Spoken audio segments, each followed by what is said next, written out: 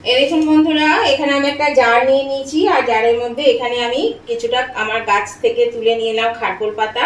তো সেদ্ধ করে নিয়েছি, একবারে আমি সেদ্ধ করে নিয়েছি। তো সিদ্ধ করেই দেখাচ্ছি। আজকে আমি আপনাদেরকে একদম ইউনিক স্টাইলের একটা খারকোল পাতার রেসিপি আপনাদের করে দেখাবো। আমার চ্যানেলে অনেক খারকোল পাতার রেসিপি দেওয়া আছে।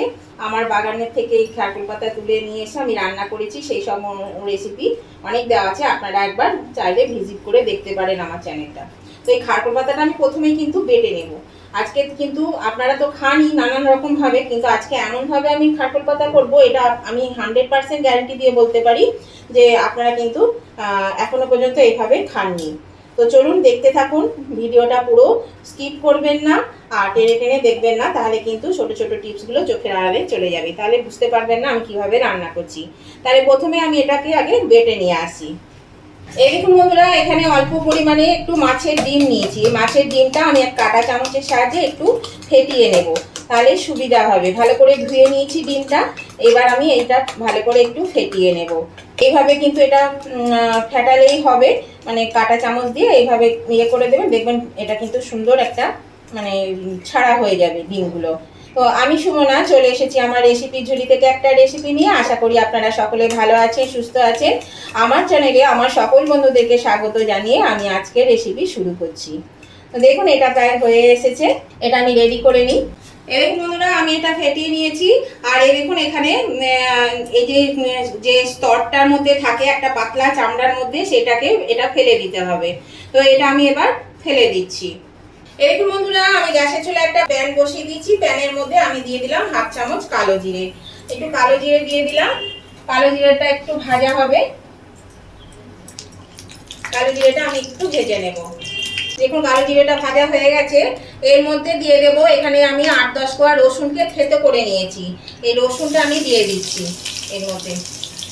রসুনটা থেতো করে দিলে কিন্তু খেতে বেশি ভালো লাগবে, সেজন্য আমি রসুনটা থেতো করে দিলাম। আর রসুনের সঙ্গে দিয়ে দেবো আমি এবার এখানে ছোট ছোট 3টে পেঁয়াজকে কুচি করে নিয়েছি। এই পেঁয়াজটা আমি এর মধ্যে দিয়ে দিচ্ছি। পেঁয়াজ রসুন দিয়ে আমি এটাকে ভালো করে একটু ভেজে নেব। বেশ পেঁয়াজটার একটু কালার আসা পর্যন্ত এটাকে ভেজে নিতে হবে। এদিকে বন্ধুরা, এই যে মাছের ডিমের মধ্যে আমি 1/2 চামচ বেসন দিয়েছি, কারণ এই ডিমটা যখন আমি ছাড়বো কড়াই তখন ভীষণ ছিটকাবে, সেই জন্য 1/2 চামচ মতন বেসন দিয়ে আমি এটাকে মিশিয়ে নিচ্ছি। একটু ভালো করে মিশিয়ে নিতে হবে ডিমটার সাথে, যাতে বেসনের ডেলাটা না থাকে। এই দেখুন বন্ধুরা, পেঁয়াজটা ভাজা হয়ে গেছে। আমি এবার ডিমটা এর মধ্যে দিয়ে দিলাম। ডিমটা দিয়ে আমি আস্তে আস্তে এটা দিয়ে ভাজতে থাকবো। দেখুন ডিমটাও কিন্তু এর সঙ্গে বেশ সুন্দর ভাজা হয়ে যাবে। আর আঁচটা কমিয়ে দিলাম, তাহলে পরে ডিমটা কিন্তু এত ছিটকাবে না। আর একটু দরকার হলে ঢাকা দিয়ে দিতে হবে। এই যে ডিমটা দিয়ে আমি এটা ভালো করে একটু ভেজে নিচ্ছি। আর এখানে আমার ডিমের পরিমাণটা খুবই কম। আমি মাছ নিয়েছিলাম, সেই মাছের সঙ্গে যেটুকু ডিম ছিল। আর আমার খারকোল পাতাটাও কিন্তু খুব কম, সেজন্য কোনো অসুবিধা নেই, হয়ে যাবে, খুব একটা অসুবিধা হবে না। তো আপনারা কিন্তু যেমন খারকোল পাতা নেবেন সেই অনুযায়ী একটু ডিমটা নেওয়ার চেষ্টা করবেন, তাহলে কিন্তু এটা বেশ ভালো হবে খেতে। তো আমার যেটুকু খারকোল পাতা আছে তার সঙ্গে ডিমটা ঠিকই আছে। দেখুন বন্ধুরা, এটা তো ভাজা হয়ে গেছে আর খারকোল পাতাটা আমি বেটে নিয়ে চলে এসেছি। আর বাটার সময় আমি এখানে লঙ্কা দিয়ে দিয়েছি ঝাল অনুযায়ী। ওটা আর আপনাদের দেখানো হয়নি, আমি অফ ক্যামেরা দিয়েছি। তো এখানে আপনারা একসঙ্গে লঙ্কাটা বেটেও দিতে পারেন বা কুচি করেও দিতে পারেন, যেটা আপনাদের ভালো লাগবে সেটাই আপনারা দেবেন। আমি এখানে বেটে দিয়েছি। তো এটা আমি এবার ভালো করে নেড়ে নেব। বেশ ভাজা ভাজা করে নিতে হবে, এর সঙ্গে ভাজা ভাজা করে নেব। এবার বন্ধুরা, এর মধ্যে আমি দিয়ে দিচ্ছি পরিমাণ মতো নুন। একটু নুন দিয়ে দিলাম পরিমাণ মতো। আর দিয়ে দেব হলুদ গুঁড়ো। এই যে একটু হলুদ গুঁড়ো দিয়ে দিলাম। আর দিয়ে দিচ্ছি একটু চিনি। একটু চিনি তো দিতেই হবে, নাহলে স্বাদ আসবে না, সেই জন্য একটু চিনি দিয়ে দিলাম। এবার আমি এটা ভালো করে নেড়ে চেড়ে এবার ভেজে নেব। নতুন বন্ধু যারা আমার চ্যানেলে প্রথম এসেছেন তাদের কাছে আমার রিকোয়েস্ট, অবশ্যই কিন্তু আমার চ্যানেলটা এখনো সাবস্ক্রাইব করে না থাকলে সাবস্ক্রাইব করে আমার পাশে থাকবেন, আর পাশে থাকা বেলটা অবশ্যই ক্লিক করে দেবেন। তাহলে আমি যখনই আমার নতুন নতুন ভিডিও আপলোড করব সাথে সাথে নোটিফিকেশন আপনাদের মোবাইলে পৌঁছে যাবে, আর সবার আগে আপনারা আমার ভিডিও দেখতে পাবেন।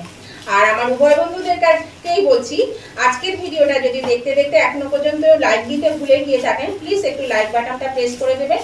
আপনাদের একটা লাইক আমাকে এগিয়ে নিয়ে যেতে কিন্তু অনেকটা সাহায্য করে। আর আজকের রেসিপিটা আপনাদের ভালো লেগে থাকে, যদি খুব ভালো লেগে থাকে তাহলে অবশ্যই আপনাদের বন্ধু বান্ধব আত্মীয় স্বজন সকলের কাছে একটু পৌঁছে দেবেন, তাহলে সবাই এই রেসিপিটা পেয়ে যাবে। আর কেমন লাগলো আজকের রেসিপিটা সেটা জানাতে কমেন্ট করতে কিন্তু একদম ভুলবেন না বন্ধুরা, অবশ্যই কমেন্ট করে জানাবেন আজকের রেসিপিটা আপনাদের কেমন লেগেছে। আপনাদের একটা কমেন্ট আমাকে পরবর্তী রেসিপি বানাতে অনেকটাই উৎসাহিত করে, আর একটা কমেন্ট করতে আমার ভীষণ ভালো লাগে আপনাদের কমেন্টগুলো। প্লিজ আপনারা লাইক শেয়ার কমেন্ট করে দেবেন, উভয় বন্ধুদের কাছে আমার রিকোয়েস্ট। দেখুন এটা কিন্তু এবার আমি ভেজে নেব, বেশ ভালো করে মানে শুকনো শুকনো করে একটু ভেজে নিতে হবে। এই দেখুন বন্ধুরা, এটা ভাজা হয়ে গেছে, কড়া থেকে একদম ছেড়ে দিয়েছে দেখুন। এবার আমি এটা তুলে নিচ্ছি, একটা সার্ভিং ডিশে তুলে নেব। গ্যাসটা আমি অফ করে দিলাম। আর অবশ্যই কিন্তু বন্ধুরা একবার এইভাবে করে খেয়ে দেখবেন, দেখবেন কিন্তু দারুণ খেতে লাগে, গরম গরম ভাতের সঙ্গে ভীষণ ভালো লাগে। তো এটা আমি তুলে নিচ্ছি, দেখুন একটা সার্ভিং ডিশে আমি তুলে নিচ্ছি। এই দেখুন বন্ধুরা, আমি নামিয়ে নিয়েছি, এটা তো হয়ে গেছে। আর এটা আমি একটু গার্নিশ করে দিচ্ছি, দেখুন বেশ একটু মজা লাগছে না দেখতে? তো আমি কিন্তু 100% গ্যারান্টি দিয়ে বলতে পারি, আপনারা কিন্তু খারকোল পাতা খেয়েছেন কিন্তু এইভাবে একদিনও খাননি। তো অবশ্যই এইভাবে একদিন করে খেয়ে দেখুন, খুব ভালো লাগবে।